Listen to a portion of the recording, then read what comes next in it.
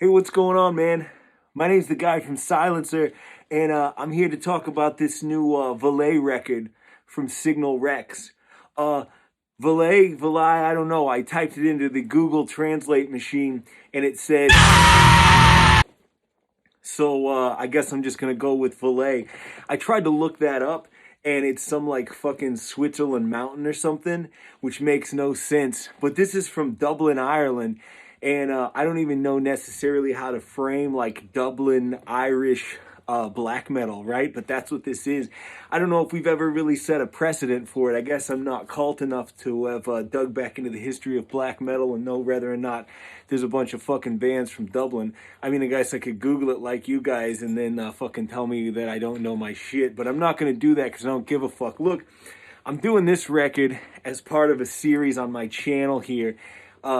And it was, I'm going to go ahead and spoil the end. One of my favorite records of last year, 2022. And that's the case with most of the shit that Signal Rex has been cranking out lately. Because from my opinion, I'm going to go ahead and say it, Signal Rex is the best black metal record label out there right now, bar none. Almost everything they put out I can at least respect, and a huge number of shit that they put out this year was like the best shit in black metal in my fucking humble opinion. And I mean, my opinion's pretty fucking meaningful because I'm the guy from Silencer. Anyway, this record is very mysterious for the most part.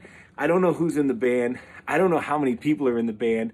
I don't know what the fucking lyrics are because they don't print anything. I don't know what the band looks like. All incredibly mysterious. But it has the next best thing to a fucking pig hoof on it, which is a hand of glory or some sort of occultish, ritualistic hand that's so fucking accursed and evil it has to be kept in a glass case. And that's pretty fucking cool.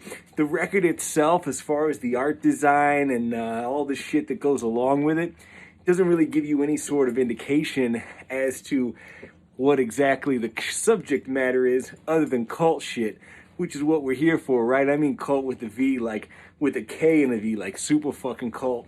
But as far as the sound quality goes, this isn't that kind of cult. And by that, I mean it doesn't sound like absolute dog shit. Now, let me say this. I love music that sounds like absolute dog shit, but production-wise, this doesn't sound like dog shit.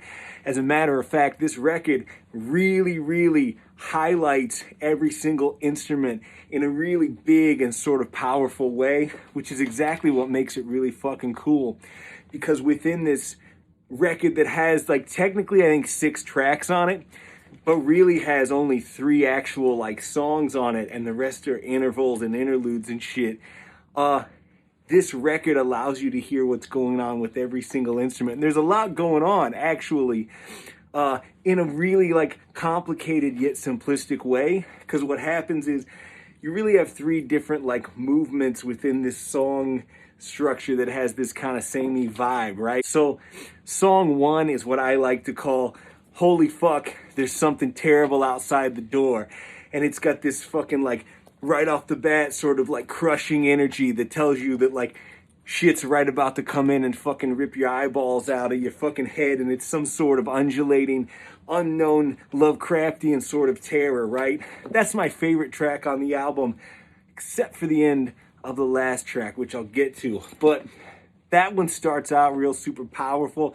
And I gotta say, for somebody like myself who really likes Greek black metal and Italian black metal, I like a little bit more of the, what can you call it, low-end warmishness. This record has that because the drums and the bass are featured incredibly prominently on this record. And I wouldn't be surprised if this is a band effort that the drummer has a whole lot to do with the songwriting and song structure, because the drums really, really fucking shine on this record in the sort of way that everything else is a little bit atmosphere to what's going on percussively with the bass and the drums, which is kind of cool. You don't hear that a lot in black metal, and the drums are very eclectic within this record. And I would even go ahead and say, in some ways, that this record is something that might be called atmospheric black metal. But let me clarify.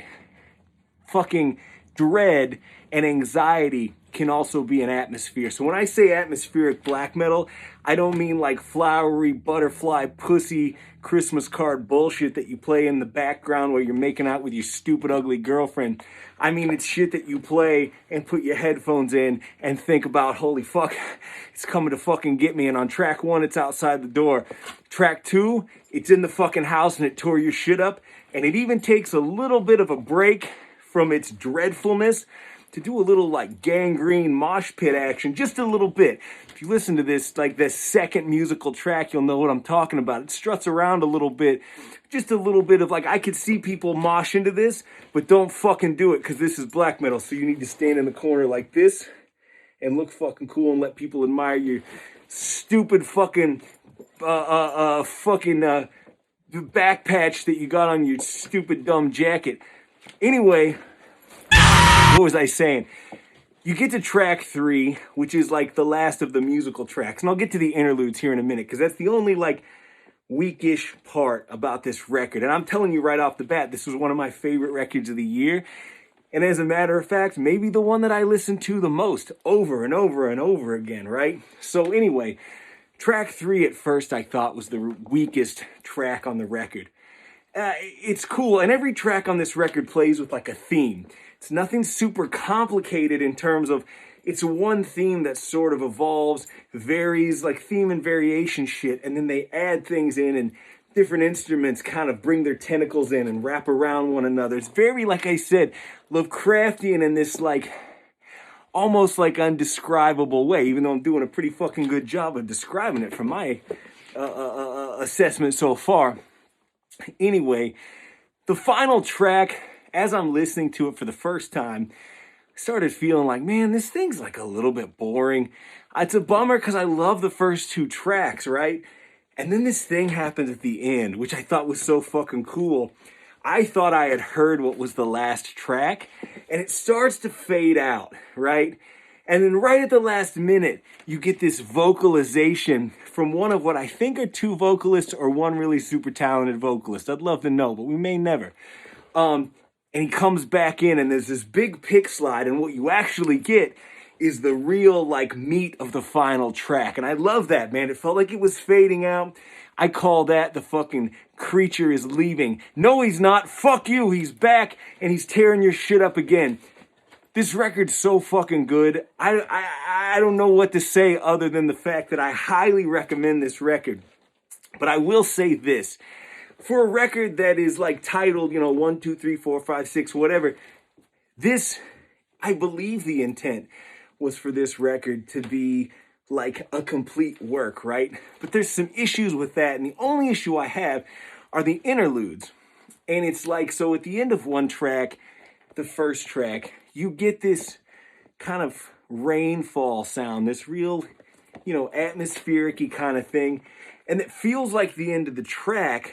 And then that bleeds into a little bit of acoustic guitar, starts the next track. For me, it felt like I know there's an outro and an intro, but see the problem there? An outro and an intro on a track that is kind of like, a record that's supposed to be one complete work, butted up against each other, feels like 2 intros in my book, right? Or 2 outros. Either way, it feels like a little much.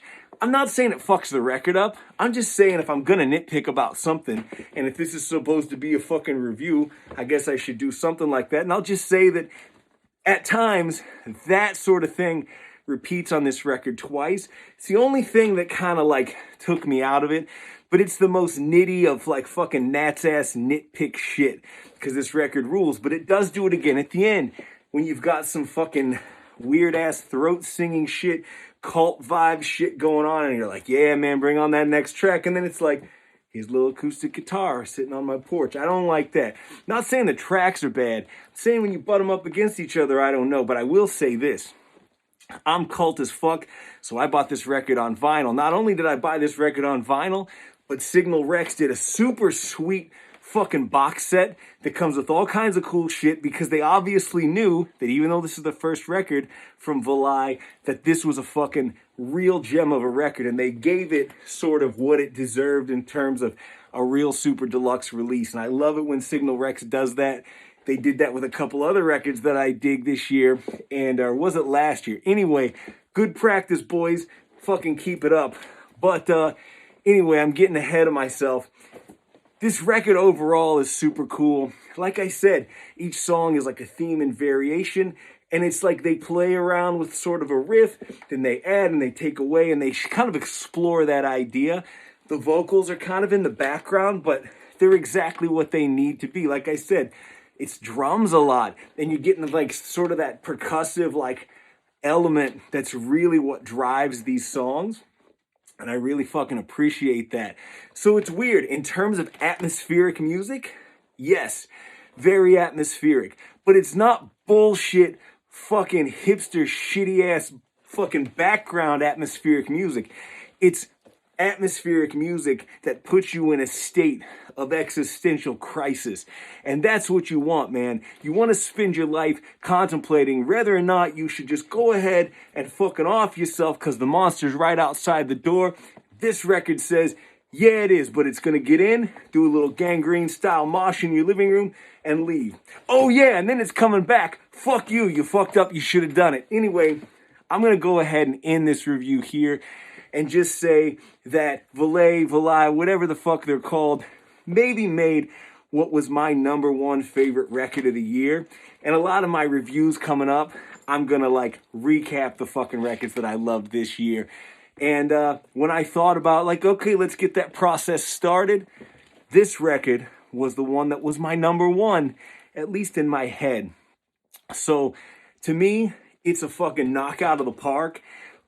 It has a couple things that I could certainly nitpick, but at the end of the day, I ended up listening to this record over and over and over again. There were a couple nights that I put my headphones in and slept to this on repeat all fucking night, and woke up feeling like I probably shouldn't have. But then again, I also am a glutton for punishment because I chopped my hands off and sewed fucking pig hooves on them.